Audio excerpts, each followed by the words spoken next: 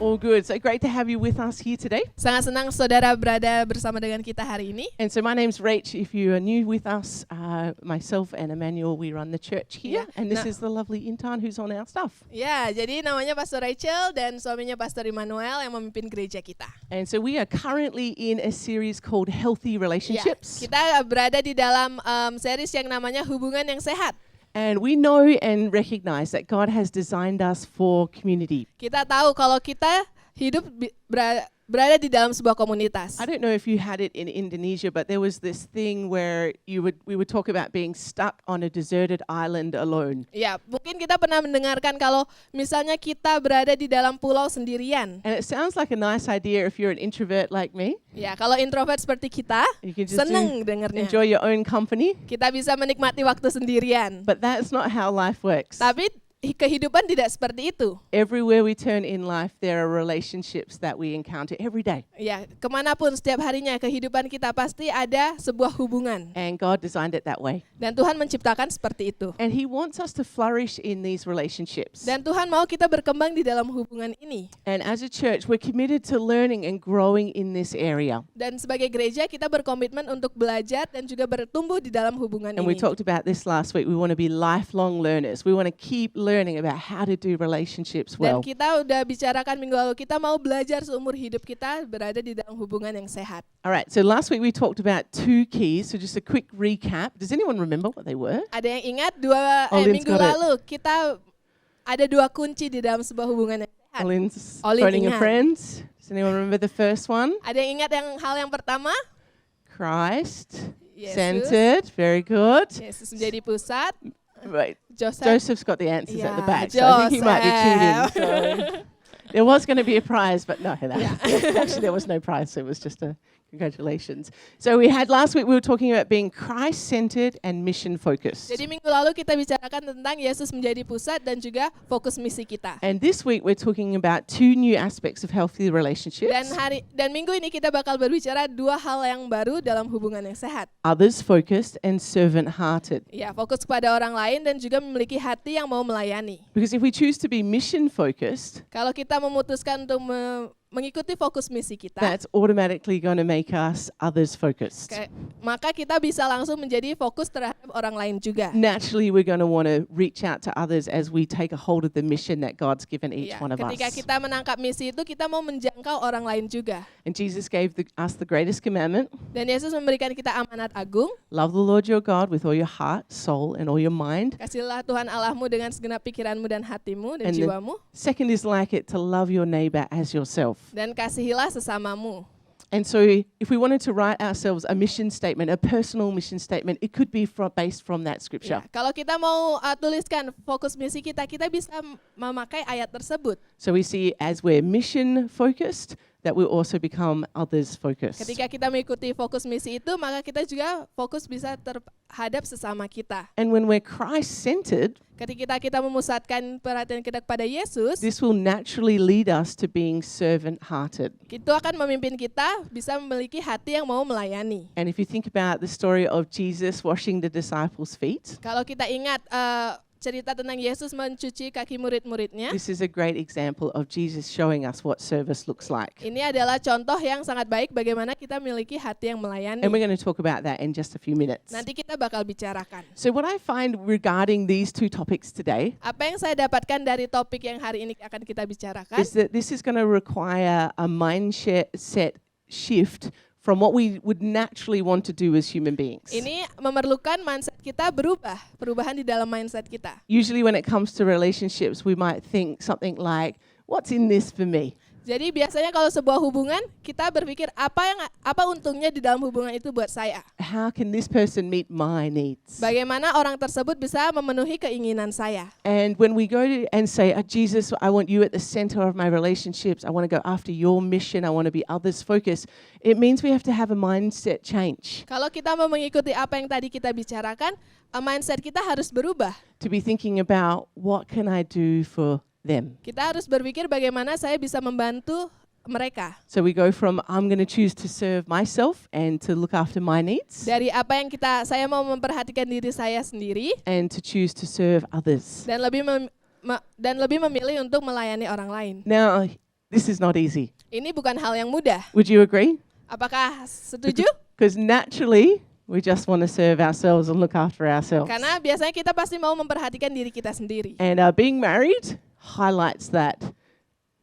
It augments it, makes it bigger. Ya, dan ketika kalian sudah menikah, itu membuatnya lebih sulit lagi. I didn't realize how selfish I was until I got married. Saya tidak berpikir bagaimana egoisnya saya sampai saya menikah. And so relationships, when we're in deep relationships, they cause us to grow in this area. Ketika kita dalam hubungan yang dalam, ini memerlukan kita supaya kita lebih bertumbuh di dalam hubungan tersebut. And it's best that we don't keep on that pathway of selfishness, that we make the decision to be others focused and servant-hearted, because it brings so much goodness to our lives. Dan kita tidak boleh terus di dalam keegoisan itu ketika kita dalam sebuah hubungan. And the amazing thing about the kingdom of God is that things that we think shouldn't work. I will explain in a second. If you could translate that sentence and then. Jadi di dalam kerajaan Tuhan seharusnya apa yang kelihatannya tidak bisa bekerja itu bisa bekerja, bisa terjadi. We would naturally think if we're going to serve someone else, we're going to look after someone else's needs first, that then we would then suffer. Kalau kita memperhatikan orang lain atau memberikan kebutuhan yang orang lain perlukan, biasanya kita merasa kalau kita bakal kesulitan. But there's an incredible kingdom principle at work where we will reap what we sow. Tapi ada di dalam Alkitab, di dalam kerajaan Tuhan dibilang kita akan menuai apa yang kita tabur. And so as we sow generosity, there's this reaping that takes place. Ketika kita menabur kemurahan hati, maka kita akan menuainya juga. As we sow care and love and support to people, ketika kita menabur, kita mau melayani orang lain, mau support orang lain, that will be returned back to us. itu akan dikembalikan, kita akan menuai itu juga. And I love this little verse in Proverbs 11 verse 25. It says, a generous person will prosper. Whoever refreshes others will be refreshed. Di Amsal 11 ayat 25 dikatakan, siapa banyak memberi berkat, diberi kelimpahan. Siapa memberi minum, ia sendiri akan diberi minum.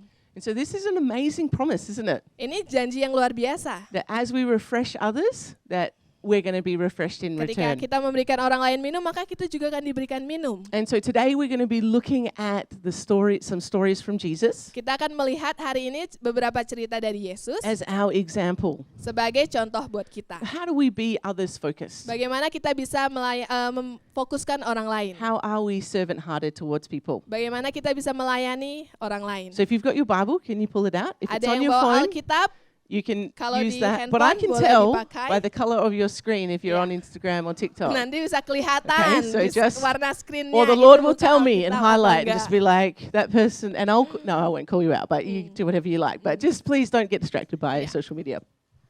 So we're going to look at a number of different stories, and we're going to have 3 reflection questions that we're going to ask along the way. Nanti kita bakal melihat beberapa cerita dan juga ada pertanyaan refleksi yang bisa kita pertanyakan. And this is something that you could do in your own personal Bible study. Dan ini bisa kita lakukan di dalam pembelajaran Alkitab yang kita ajar sendiri. Judah agrees. Judah agree, yes. So we don't want you just to read the Bible on a Sunday. Kita nggak mau saudara hanya membaca Alkitab di hari Minggu saja. Please don't let Jangan Sundays be the lakukan only itu. day that you open your Bible. Ya, jangan sampai hari Minggu saja buka The Alkitabnya. Bible is there for us to read every day to be able to be nourished from that. Alkitab ada yang bisa kita buka setiap harinya supaya kita bisa bertumbuh. And so we can just, as we read the scriptures, we can ask ourselves some questions that will help us to go deeper in understanding. Ketika kita membaca ayat nanti ada pertanyaan dan itu pertanyaan itu bisa membuat kita bisa lebih lagi mengetahui tentang Okay, itu. so our 3 questions are, how would you have responded in this situation?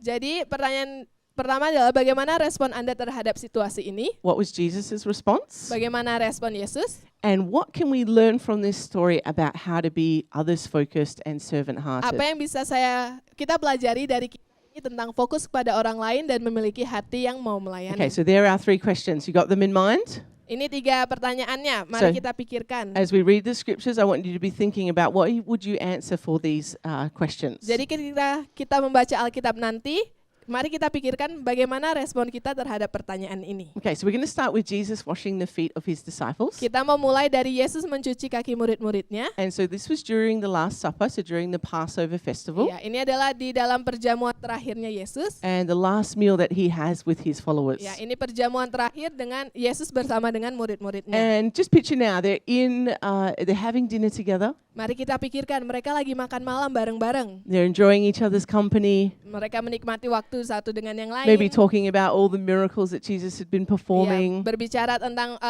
mujizat yang Yesus lakukan. enjoying some bread Ya, and wine, maybe. Yeah, well, they did actually, because Yeah. they did communion on that menikmati night. makanan yang ada di situ. And so just picture yourself that they're in this situation. Jadi mari kita bayangkan mereka ada di dalam situasi tersebut. Jesus is the reason they're gathered. Yesus adalah alasan di mana mereka bisa berkumpul. He's the center of the gathering. Dia adalah orang yang di tengah-tengah pemimpinnya. Is anyone that person when you go to like a party or somewhere, Yeah. you end up being like the one Siapa that's yang like, biasanya telling seperti the itu, jokes orang yang and- paling ada senternya gitulah. no, not All in. really. Yeah, all in. Yeah. Probably. And so Jesus is like the guest of honor. Ya, Yesus adalah orang yang menerima itu. And so he's seen as a teacher in the eyes of these Ya, disciples. dia dilihat sebagai guru di mata murid-muridnya. And so for Jesus to do what he does next is crazy to think that he would do Ya, that. apa yang Yesus lakukan selanjutnya? Orang-orang berpikiran kok bisa? It's like, I'm from Australia, so we have our beautiful queen passed away this week. Ya, Pastor Rachel dari Australia dan ratunya meninggal minggu ini. Queen Elizabeth, and Ratu it Elizabeth. would be like as if she would invite people over for dinner and then she would start serving all of the guests the Ya, food. dan bayangkan misalnya ratu itu mengundang orang-orang makan malam dan dia yang melayani membagikan makanannya. And start taking on the role of a servant, which she's probably never done in her entire life. Dan dia melayani orang-orang, mungkin dia nggak pernah melakukan itu seumur hidupnya. And Jesus is the King of Kings, Yesus adalah raja dari segala and he raja. doesn't need to do this. Dia nggak perlu melakukan itu. He should have everyone serving him. Dia orang lain yang harusnya melayani dia. But he comes and he takes the role of a servant. Tapi dia datang dan dia mau melayani. And so we're going to read from John 13, verses 4 to 5. Kita mau baca Yohanes 13 ayat 4 sampai 5. And actually, Intan, if you could read it in Indonesian and maybe on the screen, Joseph, we can have it in English just Mari to save kita time. baca di ayat di bahasa Indonesia. Lalu bangunlah Yesus dan menanggalkan jubahnya. Ia mengambil sehelai kain lenan dan mengikatkannya pada pinggangnya. Kemudian ia menuangkan air ke dalam sebuah basi dan mulai membasuh kaki murid-muridnya. Lalu menyekanya dengan kain yang terikat pada pinggangnya itu. And then verse 12 to 17. Dan ayat 12 sampai 17. Sesudah ia membasuh kaki mereka, ia English, mengenakan thanks, Joseph. pakaiannya dan kembali ke tempatnya. Lalu ia berkata kepada mereka, mengertikah kamu apa yang telah kuperbuat kepadamu? Kamu menyebut aku guru dan Tuhan, dan katamu itu tepat. Sebab memang akulah guru dan Tuhan. Jadi, jikalau aku membasuh kakimu, aku yang adalah Tuhan dan gurumu, maka kamu pun wajib saling membasuh kakimu. Sebab aku telah memberikan suatu teladan kepada kamu, supaya kamu juga berbuat sama seperti yang telah kuperbuat kepadamu. Aku berkata kepadamu, sesungguhnya seorang hamba tidaklah lebih tinggi daripada tuannya, ataupun seorang utusan daripada dia yang mengutusnya. Jikalau kamu tahu semua ini, maka berbahagialah kamu jika kamu melakukannya. Okay, so we've got 3 questions that we're going to ask regarding this passage of Scripture. Kita ada 3 pertanyaan yang kita mau tanyakan berdasarkan dengan ayat Alkitab yang tadi kita baca. How would you have responded in this situation? Bagaimana respon Anda terhadap situasi ini? Would you have done what Jesus did? Apakah kita akan melakukan sama seperti apa yang Yesus lakukan? I'm like quite a clean, not freak. I don't know how you Yeah. translate that, but like things to be clean. Pastor Rachel adalah orang yang sangat senang kebersihan. And feet are like have to be clean. Ya, dan kaki harus bersih. And so you don't wear socks more than one day in a row. Kita nggak pakai kaos kaki lebih dari 1 kali. You can't wear sneakers without socks. Kita nggak boleh pakai sepatu tanpa kaos kaki. There's certain rules about Jadi feet. ada beberapa Yeah, and aturan yang cleanliness. biasa Pastor And Rachel so for suka. me, my personally, I wouldn't put my hand up to wash someone else's feet. Ya, kalau dalam situasi Pastor Rachel, dia nggak mau angkat tangan untuk membasuh kaki orang lain. Those feet would have been covered in dirt and other things because they would be walking Yeah. on dodgy roads, and it wouldn't have been a nice thing to Ya, experience. mungkin waktu itu kaki mereka kotor dan kayaknya bukan experience yang mudah untuk dilakukan. And yet Jesus, he makes that decision. We see his response was that I don't want to just teach my disciples, I want to show them how to be a servant. Tapi Yesus menunjukkan contoh tersebut. Dia bilang, aku nggak hanya mau mengajarkan, tapi saya mau memberikan contohnya. If it was me, I just would have said, "Hey guys, it's really good if you could be a servant," and I just give them a little lesson on like how to do it, like ABC points. But then Jesus takes it a step further, right? And he actually shows them. He doesn't even explain it necessarily. He just starts doing it, and then all the disciples are like, "What's going on here?" Jadi kalau Pastor Rachel dia pasti, halo semuanya, ini yang bisa kita lakukan untuk melayani. Tapi Yesus dia langsung melakukannya, dia langsung membasuh kaki murid-muridnya. And so here we see Jesus show us a great example of leadership. Ini yang kita lihat Yesus memberikan contoh yang sangat luar biasa dalam kepemimpinan. And so as we look at this story, Ketika kita melihat cerita ini, how can we apply this to our relationships? bagaimana kita bisa mengaplikasikannya di dalam hubungan kita? What stance do we need to take when we're others focused and we're looking to be able to serve others? Langkah apa yang bisa kita perbuat di mana kita bisa memfokuskan orang lain dan juga melayani orang lain? Well, I think that Jesus shares a great characteristic, and that's humility. Yesus memberikan karakteristik yang luar biasa, yaitu kerendahan hati. He humbled himself, Dia merendahkan hatinya, took on the role of a servant, dia mau mengambil langkah untuk melayani orang lain and washed his disciples' dan feet. membasuh kaki-kaki murid-muridnya. And it's the same with us. Sama seperti kita, In our relationships, we have the opportunity to serve others the same way Jesus di did. dalam hubungan kita mempunyai keputusan untuk bisa melayani seorang yang ada di dalam hubungan And so I want you tersebut. to think right now, what's your main thing that you do? Are you at work, university? Are you studying at school? Or you're at home as a mum? What's your main thing? Mari kita pikirkan dalam kehidupan kita, apa hal yang paling utama yang kita lakukan sekarang? Mungkin kita ibu rumah tangga, mahasiswa, pekerja. So what does this look like in your situation? Bagaimana ini kelihatannya di dalam situasi kita? Maybe you're working with children. Mungkin kita bekerja dengan anak-anak. What's a way that you could serve those kids in your daily work? Bagaimana kita bisa melayani anak-anak tersebut di dalam kehidupan sehari-hari kita? Maybe you might have to wash their feet, physically wash their feet Mungkin because kita they got memang dirty. perlu membasuh kaki mereka, mencuci karena Or kotor. wash their face and Atau snotty cuci nose, mukanya. or clean their nappy. Ya, or- atau membersihkan popoknya.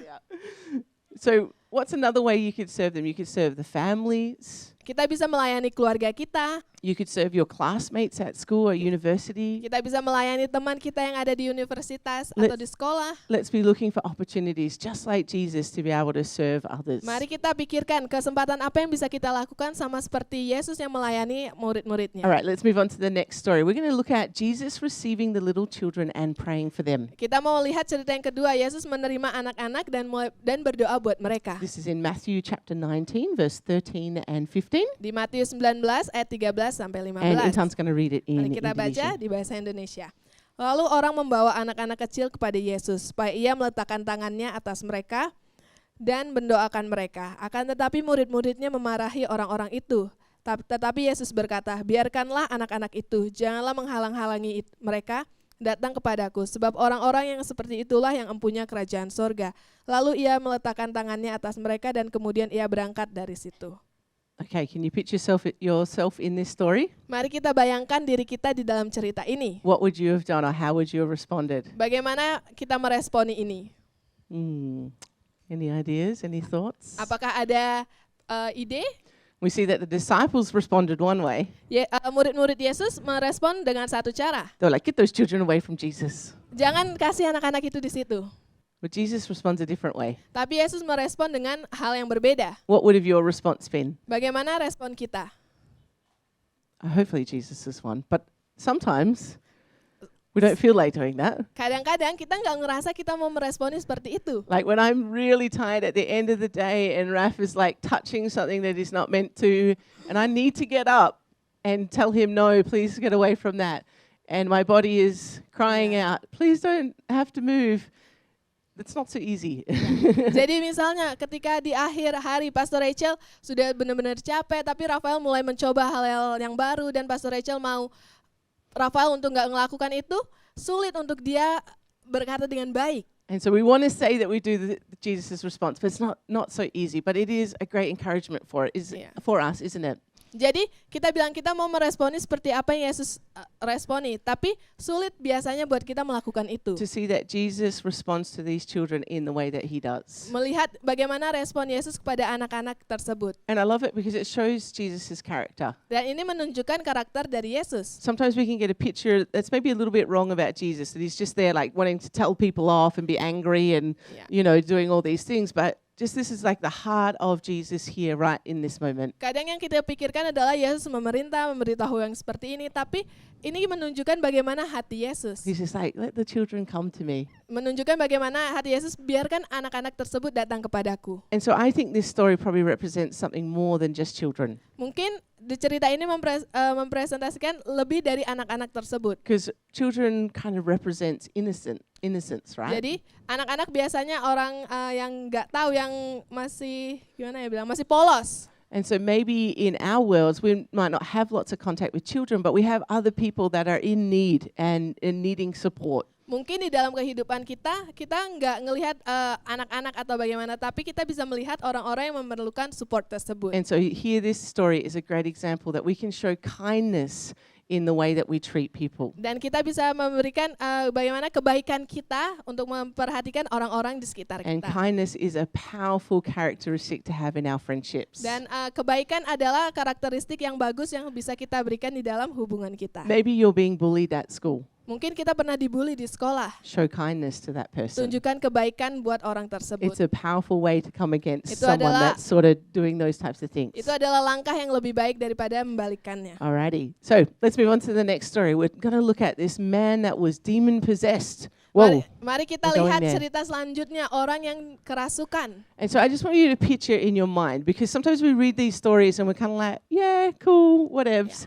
But when we really look at the story, it's like, wow, this is powerful. Ya, ketika kita lihat cerita ini, kita biasanya kayak, oh oke, iya nggak apa-apa. Tapi mari kita lihat lebih lagi tentang cerita tersebut. So Jesus is on a boat. He comes across this lake with his disciples. Yesus ada di perahu bersama dengan murid-muridnya ke danau, And they walk onto the land dan mereka berjalan di tanah and they're tersebut, met by this man. ketemu dengan orang ini. And this is no ordinary man. Ini orang yang nggak biasa aja. It's a man that is possessed by a demon. Orang yang kerasukan oleh roh jahat.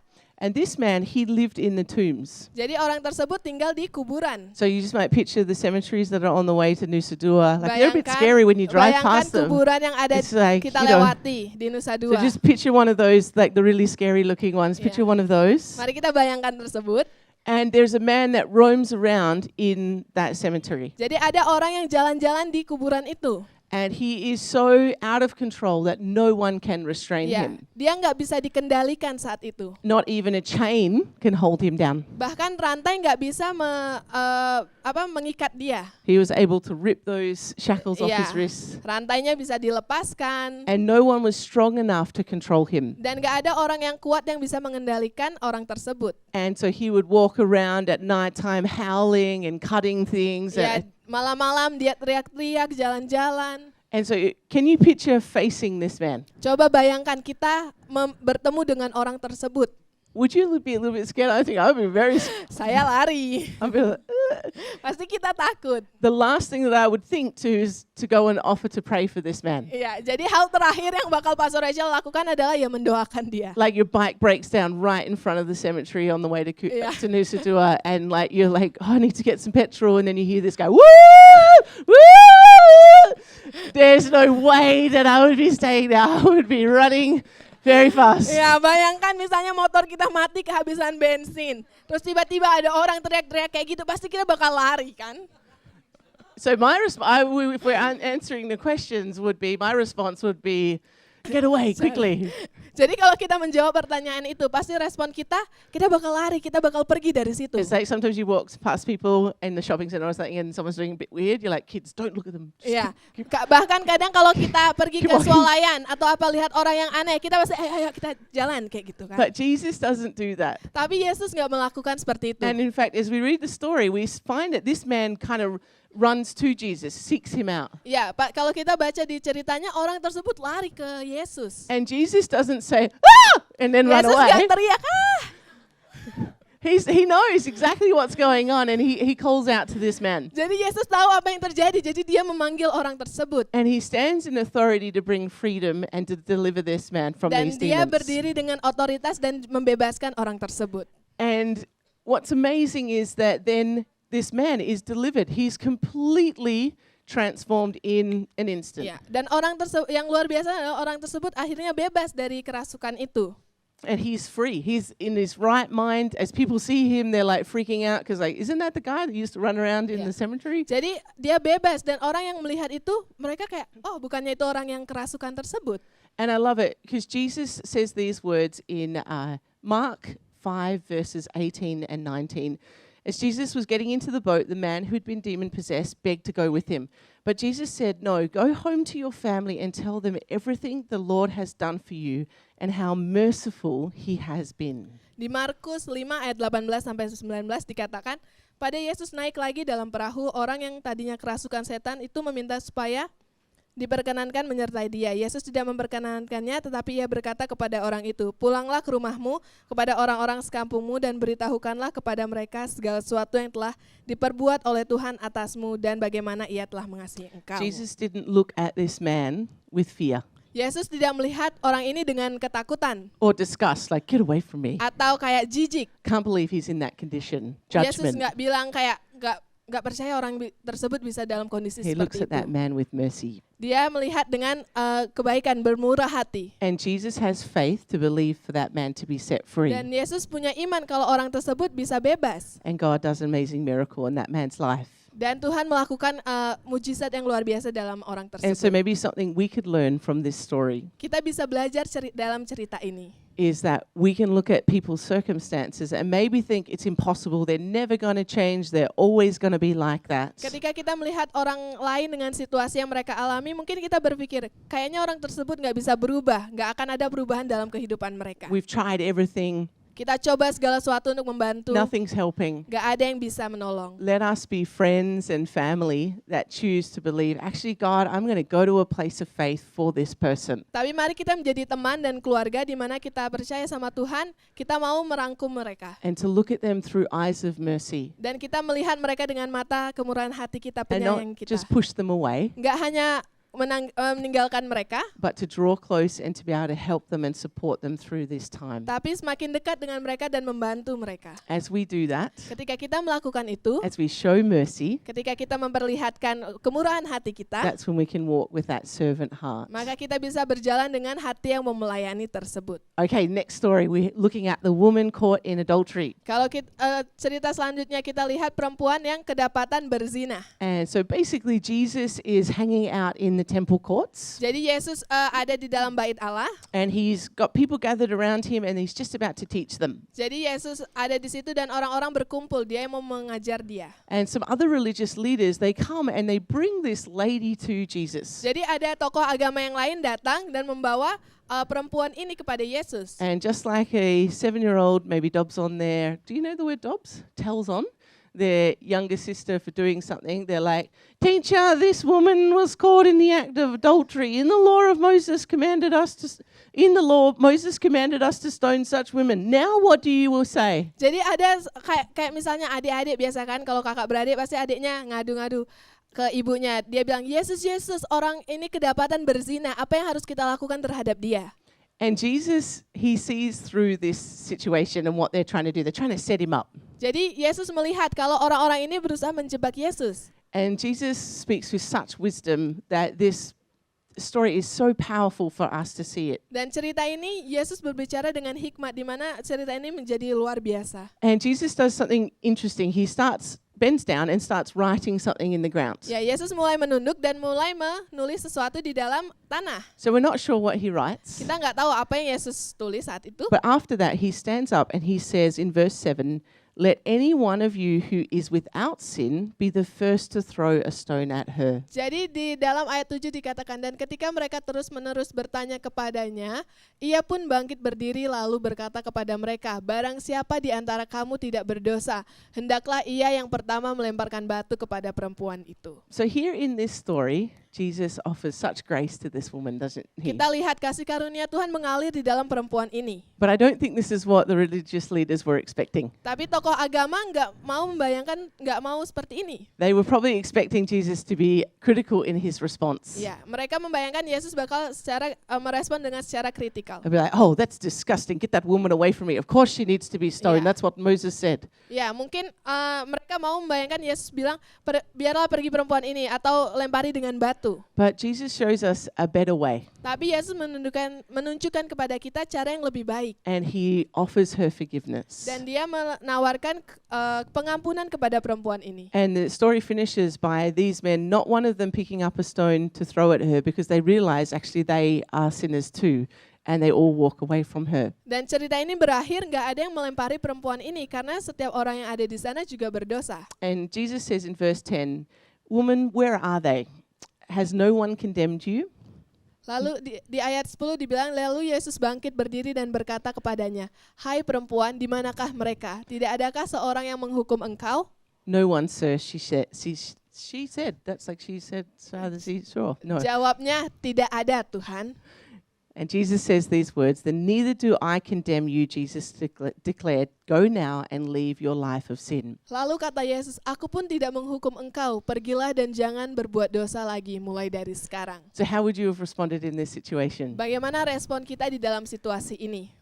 I don't know you, but I'd probably if I was going after my own, what I want to do, I'd be a bit critical. Like, oh, this lady, she shouldn't have done that. That's so wrong. It's so bad. Kalau kita bertanya dengan secara pikiran kita, pasti kita pikir, aduh perempuan ini perempuan yang gak baik. And we can be quick to criticize, Kita bisa dengan mudah mengkritik sesuatu. quick to look at something and go, oh, that's wrong, that's not right. Dengan cepat kita bisa berpikir itu nggak baik, seharusnya nggak seperti itu. But actually, those judgments, they're not for us to make, they're for God to make. Tapi penghakiman yang kita lakukan seperti itu bukan hak kita, itu Tuhan yang punya hak. And so when we want to live that others-focused lifestyle, Ketika kita mau memfokuskan orang lain, we need to lay down being critical. And it's not easy, I know, I can easily get into this space, but we need to lay that down and to pick up a forgiveness and that let God judge them. kita harus menanggalkan pikiran kritikal itu tapi biarlah Tuhan yang memberikan penghakiman itu dan kita menawarkan pengampunan. And I love that this forgiveness that Jesus is operating in with this woman Saya sangat senang bagaimana Yesus menawarkan pengampunan tersebut di dalam perempuan ini. is connected to love.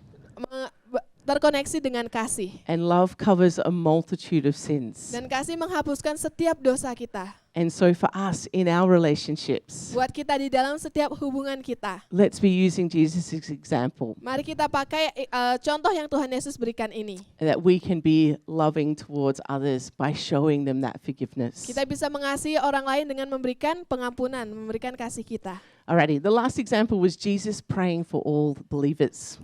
Cerita terakhir adalah Yesus berdoa buat setiap orang percaya. And I love this because Jesus shows us how powerful prayer is in our relationships. Saya sangat senang bagaimana Yesus menunjukkan bagaimana kekuatan doa di dalam sebuah hubungan tersebut. So we're going to read John 17 verse 20 to 23. Kita mau baca Yohanes 17 ayat 20 sampai 23. Dan bukan untuk mereka ini saja aku berdoa, tetapi juga untuk orang-orang yang percaya kepadaku oleh pemberitaan mereka, supaya mereka semua menjadi satu, sama seperti engkau ya Bapa di dalam aku dan aku di dalam engkau, agar mereka juga di dalam kita, supaya dunia percaya bahwa engkaulah yang mengutus aku, dan aku telah memberikan kepada mereka kemuliaan yang engkau berikan kepadaku, supaya mereka menjadi satu sama seperti kita adalah satu. Aku di dalam mereka dan engkau di dalam aku, supaya mereka sempurna menjadi satu, agar dunia tahu bahwa engkau yang telah mengutus aku dan bahwa engkau yang telah mengasihi mereka sama seperti engkau mengasihi aku. So this is not long before Jesus is going to go through the process of going to the cross. Jadi ini nggak lama sebelum Yesus dalam disalib. And so Jesus could have been totally focused on himself and praying for his needs and what he needed in that time. Yesus bisa saja fokus kepada dirinya sendiri dan mendoakan dirinya apa yang dia mau saat itu. But Jesus chooses to focus on praying for his disciples. Tapi Yesus fokus, dia mau berdoa buat murid-muridnya. And I love that maybe in our lives we're facing something really difficult and our response would be maybe we just want to pray for ourselves or focus on what we're doing. Di dalam situasi kehidupan kita mungkin mengalami situasi yang sulit dan kita mau fokus sama diri kita sendiri dan kita mau berdoa untuk diri kita sendiri. But how powerful that we can take Jesus' example to encourage us that even in the midst of our trials and suffering and pain, we can look to the needs of others and be prayerful for them. Dan contoh yang Tuhan Yesus berikan adalah walaupun kita di situasi yang sulit, kita juga masih bisa tetap berdoa untuk orang lain. And so as we do that, it's about being others focused and serving others. Yang ketika kita melakukan ini, kita fokuskan diri kita buat orang lain dan juga kita mau memiliki hati yang melayani. And I believe as we do that, as we pray for the needs of others, that God can bring the breakthrough that we need for our own lives. Ketika kita berdoa buat keperluan apa yang orang lain perlukan, Tuhan akan memberikan terobosan tersebut di dalam kehidupan kita. So here we have 5 different things that Jesus shows us in how to be others focused and servant hearted. Kita memiliki 5 hal yang kita bisa pelajari dalam cerita Yesus ini yang memfokuskan orang lain dan juga memiliki hati yang melayani. And as we read through the Gospels, we could learn many things from Jesus in the way that he interacted with people. Ketika kita membaca kitab Injil, kita bisa belajar banyak hal dari situ. And so I encourage you this week, you can read Matthew, Mark, Luke or John, they're all the stories of Jesus. Why don't you just sit in that and read about some of the stories of Jesus? Minggu ini, bagaimana kalau kita membaca kitab Injil tersebut, Matius, Markus, Lukas, atau Yohanes? And to answer those 3 questions, Dan jawab 3 pertanyaan yang tadi kita dapatkan. how would I normally respond? Bagaimana respon kita? How did Jesus respond? Bagaimana Yesus respon? And what does that teach me on how that can impact the way that I treat others and serve others? Apa yang saya bisa pelajari dari situ dan bagaimana saya bisa menerapkannya untuk mengasihi orang lain, memfokuskan orang lain dan juga memiliki hati yang melayani. And let us be encouraged to walk in humility, Mari kita berjalan di dalam kerendahan hati, to show kindness, memperlihatkan kebaikan hati kita, to be merciful bermurah hati, and forgiving, mengampuni, and to be prayerful for dan others. juga berdoa buat orang lain.